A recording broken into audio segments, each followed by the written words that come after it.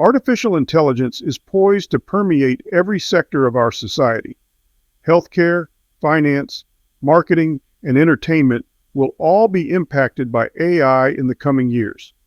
Whether you're a small business owner or an employee of a large company, unless you're able to use artificial intelligence in your workflow, you will be at a disadvantage in the marketplace. In this video, we'll go over how to set up a ChatGPT account, an overview of its most recent features, and how to use ChatGPT to accomplish common tasks quickly and easily. To sign up for a ChatGPT account, go to openai.com, then click on the Try ChatGPT button in the upper right-hand corner of the page. Then click on the Sign Up button. The Sign Up page will walk you through the process of starting a free account. Now let's look at the ChatGPT page that opens after you sign in.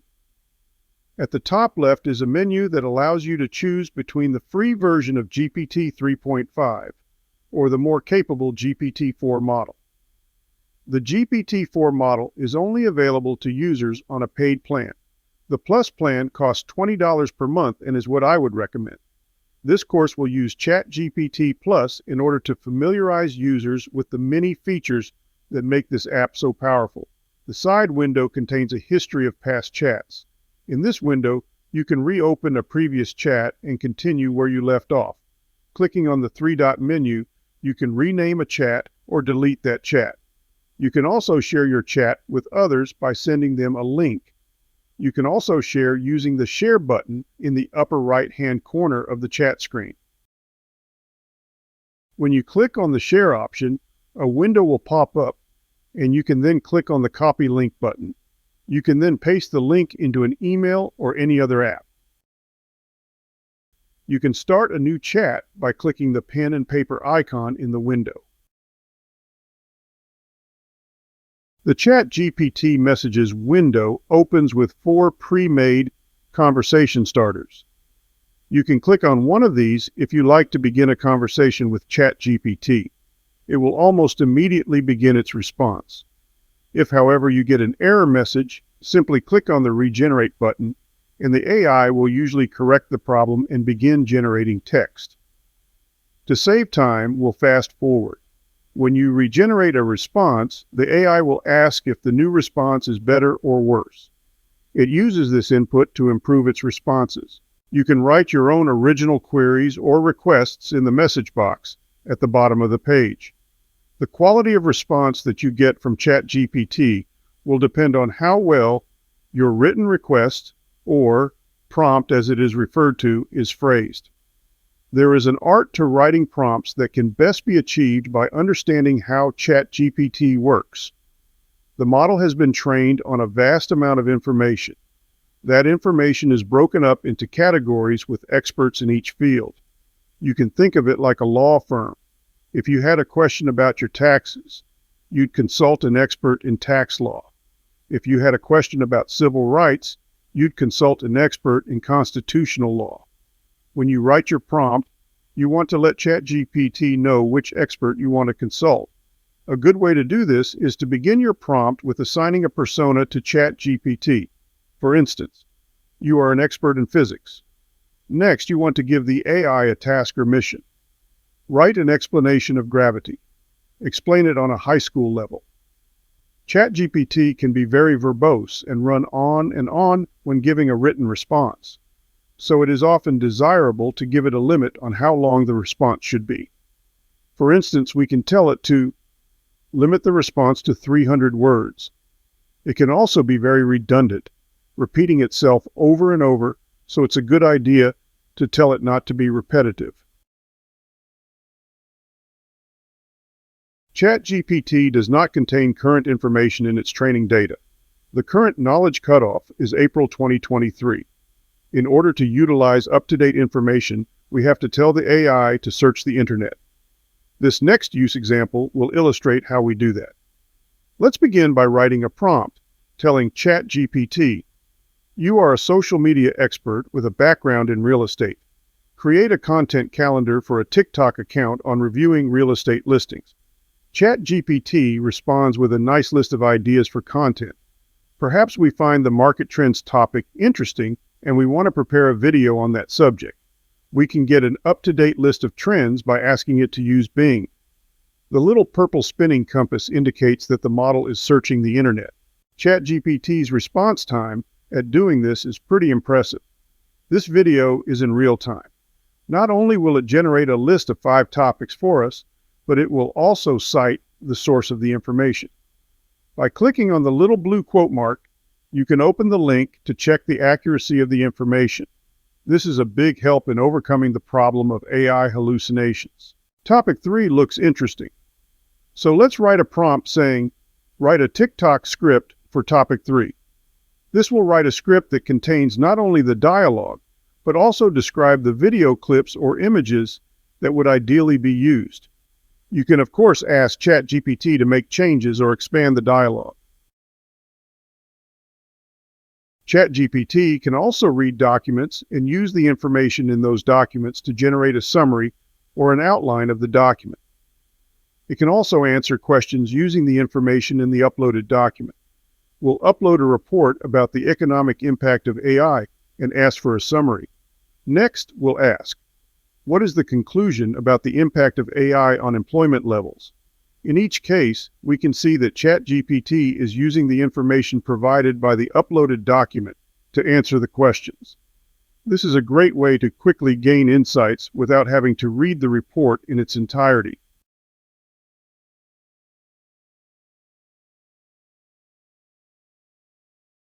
Sometimes ChatGPT will begin responding to a prompt in a way that we did not intend, especially if the prompt was not specific enough to express our intention. We can stop the response by clicking on the little square down in the message box. We can then edit the prompt by clicking on the pencil icon.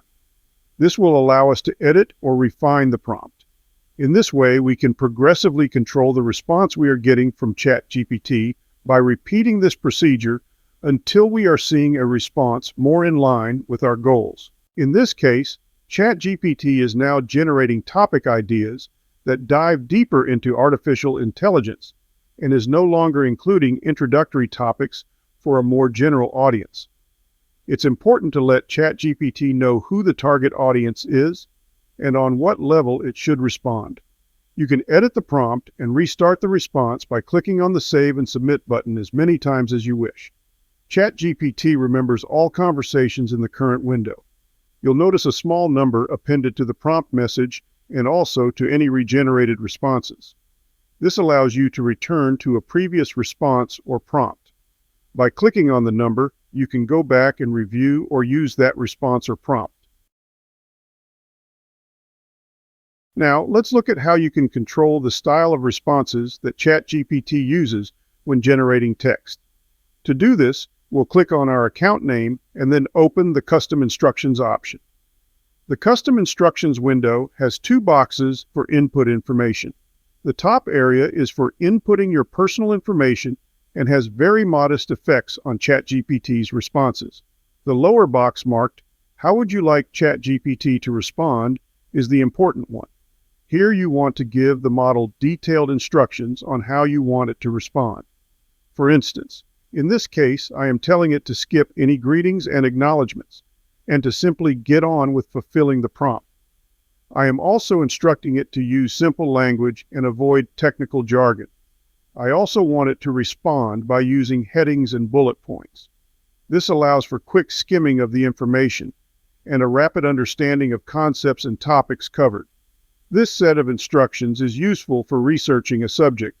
I can ask ChatGPT to gather information on a particular subject of interest or an article or video, and then present a clear and concise summary of the facts in a way that allows me to quickly understand it and decide if I want to dive deeper into the topic. After the instructions are entered, be sure to turn on the Enable for New Chats toggle so that the instructions will be followed each time you start a new chat, and then click the Save button. You can disable the instructions and allow ChatGPT to respond in its default mode by simply turning off the Enable toggle. With the custom instructions enabled, we can see the effect on ChatGPT's response when asked to write a review of the iPhone Model 14. Instead of giving me a long narrative on the iPhone 14, the information is presented in an easily digestible way that allows me to read only the topics that I'm interested in. This can be a big time saver. Remember how we structured our earlier prompts to give ChatGPT a persona and a mission? Instead of doing that at the beginning of every chat, we can put that information into the custom instructions window, and ChatGPT will follow it for every chat. In this example, I've given ChatGPT instructions on how I want it to help me write a series of blog articles about the benefits of meditation.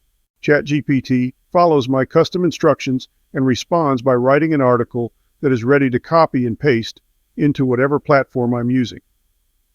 I can continue directing ChatGPT to write additional articles on other topics, and it will remember my custom instructions and follow them, making the job of writing copy quicker and easier.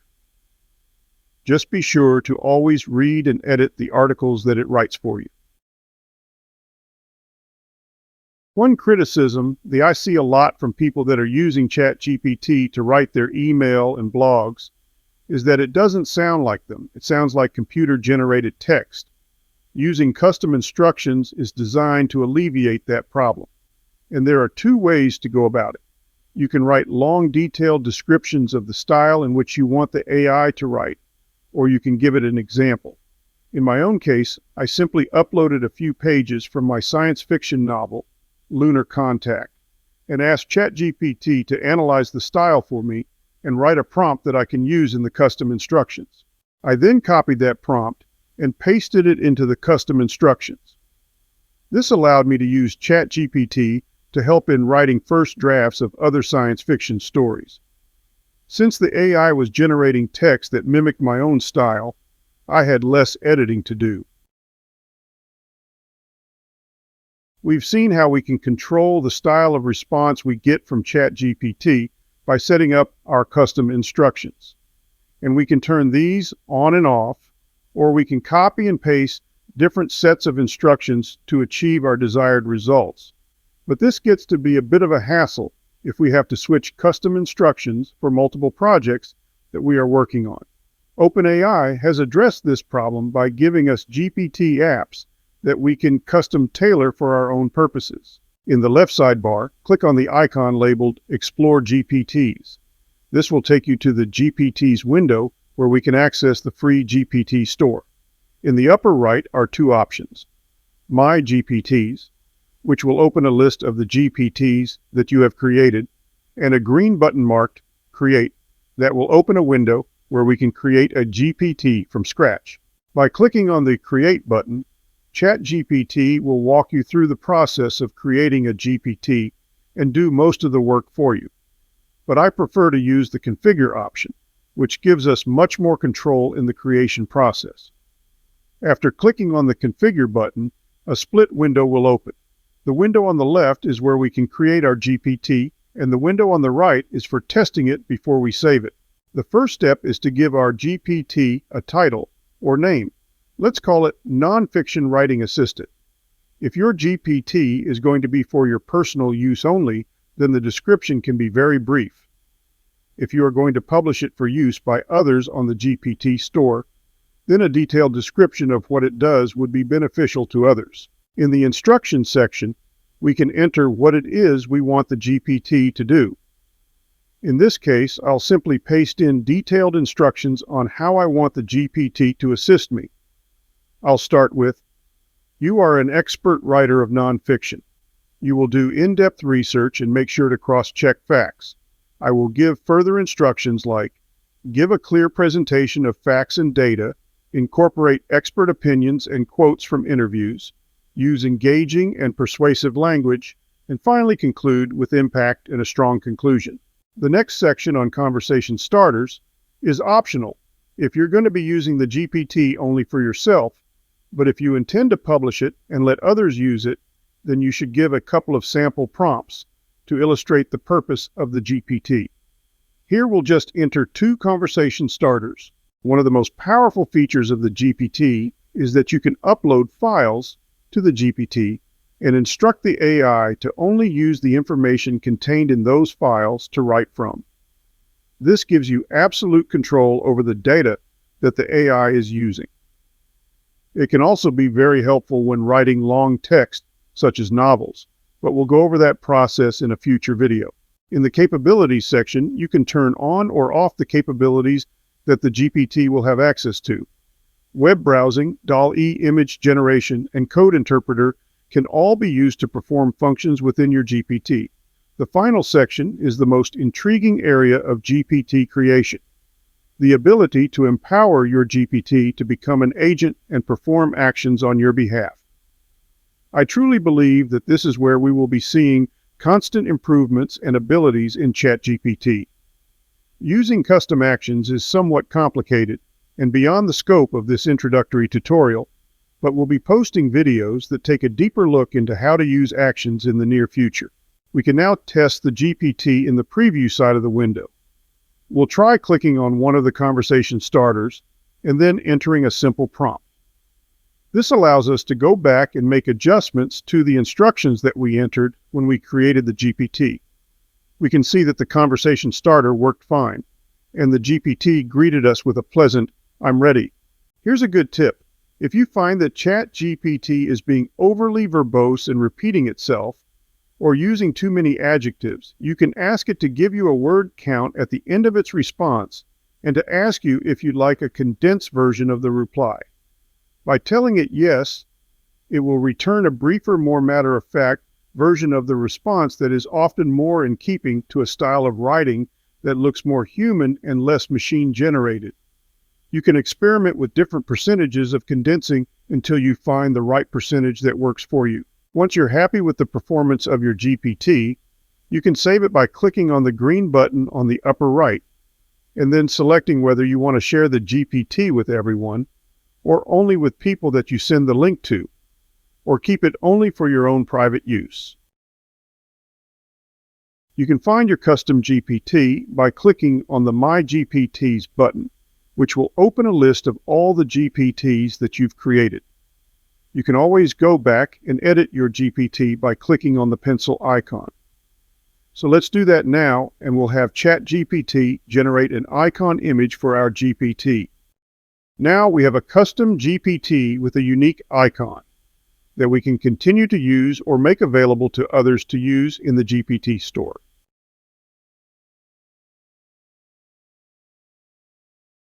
Let's take a brief look at the pre-made GPTs that are available for you to use. You can browse through the different categories to find a GPT to help you with your own area of interest, or to get ideas about what kind of GPT you would like to create. Whether you're looking for help with image creation with DALL-E or with your writing, chances are there is a GPT to help you be more creative and more productive. I especially like the research apps to help me generate ideas for videos and articles. Let's take a look at Consensus, a GPT with access to over 200 million research papers. We'll ask it to list 3 recent articles dealing with AI, loneliness, and social isolation. The GPT will ask for permission to access the Chat Consensus app, and we can click on the Allow button to let it continue. ChatGPT quickly lists 3 articles and gives a summary of each. There is also a link to the original article at the end of the summary. The first article, "Hey robot, can you help me feel less lonely?" looks interesting, so I'll quickly skim over the summary and click on the link to the original article. By checking the link, I can be assured of the accuracy of the summary by ChatGPT. I can also access the entire article if I have an account at the archive where the article is kept. This has been a crash study in how to use ChatGPT. In our next video, we'll be looking at some specific uses to increase productivity. Be sure to subscribe and hit the like button if you found our content useful. Thanks for watching.